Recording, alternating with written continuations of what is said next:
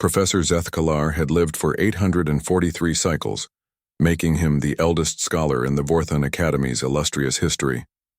His 4 crystalline eyes had witnessed the rise and fall of civilizations, and his neural pathways had absorbed knowledge that would take lesser beings' lifetimes to comprehend. When the humans arrived at the Academy seeking admission, Zethkalar's mandibles clicked in what his species considered polite amusement. The human delegation consisted of 3 representatives: Dr. Sarah Chen, a theoretical physicist; Marcus Rodriguez, a linguist; and Elena Volkov, a mathematician. They stood before the imposing crystalline structure of the Academy, their soft flesh and simple bipedal forms making them appear almost comically primitive next to the elegant, multi-limbed Fortans who glided past on anti-grav platforms.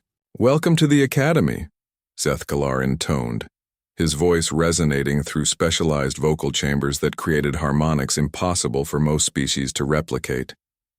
"We are curious about your species' academic capabilities." Dr. Chen stepped forward, her dark eyes meeting the professor's primary optical cluster without flinching.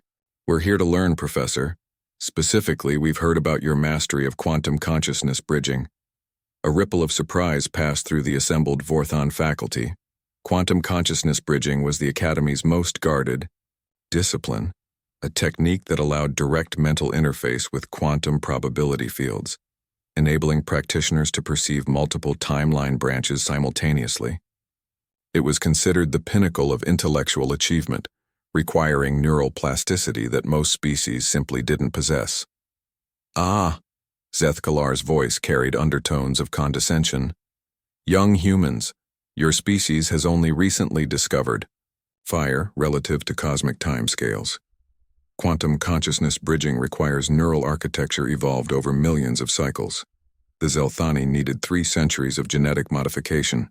The Arcturians required cybernetic enhancement." He paused, his tertiary eyes focusing on the humans with something approaching pity. "No human can learn this. Your brains are simply too limited." Marcus Rodriguez tilted his head, a gesture that seemed to amuse the surrounding faculty. "With respect, Professor, humans have a saying: never tell us something is impossible. We take it as a challenge." Zethkalar's mandibles clicked again, this time with genuine amusement. "Very well, I shall demonstrate the technique if only to satisfy your curiosity before your inevitable departure." The professor led them to the quantum chamber, a spherical room lined with materials that existed in quantum superposition. At its center, a crystalline matrix hummed with energy that seemed to bend reality around itself. Zethkalar approached the matrix, his movements becoming fluid as his consciousness began to merge with the quantum field.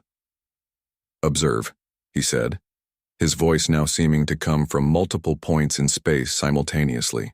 "I am now perceiving 17 different probability branches of this moment. In one, you humans achieve limited understanding in several decades. In another, you abandon the attempt within minutes. In yet another..." His voice trailed off as his consciousness expanded through the quantum foam.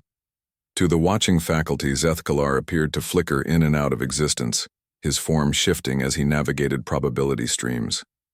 Dr. Chen watched intently, her physicist's mind cataloging every detail. Elena Volkov was taking rapid notes, her mathematical training allowing her to recognize patterns in the quantum fluctuations. Marcus Rodriguez, meanwhile, was listening not just to what Zethkalar was saying, but how he was saying it, the subtle, linguistic cues that revealed the mental processes behind quantum bridging. When Zethkalar finally withdrew from the matrix, his crystalline hide had dimmed noticeably. The technique was clearly taxing even for his advanced physiology. "Fascinating," Dr. Chen said quietly. "The consciousness doesn't actually bridge to quantum states directly. It creates a resonance pattern that allows perception of quantum probability overlap. The mathematical framework is elegant," Elena added. "It's essentially a consciousness-driven interpretation of the many worlds hypothesis. And the linguistic component," Marcus observed, "the way you modulated your voice, you were using harmonic frequencies to maintain quantum coherence." Zethkalar's four eyes all focused on the humans simultaneously, a sign of extreme attention among his species. You understood the demonstration? The basics, yes, Sarah replied. May we attempt it? The professor's mandibles clicked in what could only be described as shock. Attempt it? Young human, I have just told you that our brains are too limited. Marcus interrupted gently. But Professor, human brains have something yours might not. Adaptability born from desperation. We evolved from prey animals. When faced with something that should be impossible, we don't accept it. We find a way around it. Elena stepped toward the matrix. Our neural architecture might be different, but that doesn't mean it's inferior. Just alternative. Against his better judgment, Zethkalar found himself nodding. Very well, but when you fail... If we fail, Sarah corrected, we'll learn from it and try again. Elena approached the quantum matrix first. Instead of trying to replicate Zethkalar's technique exactly, she applied her mathematical understanding, treating the quantum field as a complex equation to be solved rather than a state to be entered. Her consciousness touched the matrix, and for a moment nothing happened. Then the chamber filled with soft light as Elena's awareness expanded. Her human brain, rather than fighting the quantum uncertainty, embraced it, using the same neuroplasticity that allowed humans to learn languages, adapt to new environments, and solve problems in unconventional ways. I can see 3 probability branches clearly, she whispered, her voice filled with wonder. In 1, Professor Zethkalar is about to recalculate everything he thought he knew about human limitations. The Vorthon professor's hide rippled with colors that his species displayed only in moments of profound intellectual shock. In 843 cycles of existence, he had never been so thoroughly, completely wrong about anything. Sarah and Marcus quickly followed Elena's lead, each finding their own uniquely human approach to quantum consciousness bridging. Where the Vorthons required centuries of genetic preparation, and the other species needed technological augmentation, humans simply adapted.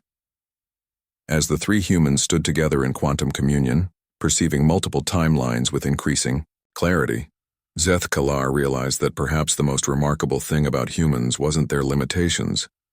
It was their complete refusal to accept them. 1 hour, he murmured to himself, his voice filled with something he had rarely experienced in his long life: humility. They mastered in 1 hour what takes others centuries.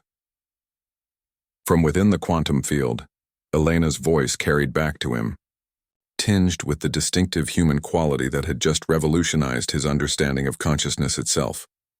We told you, Professor, never tell a human something is impossible.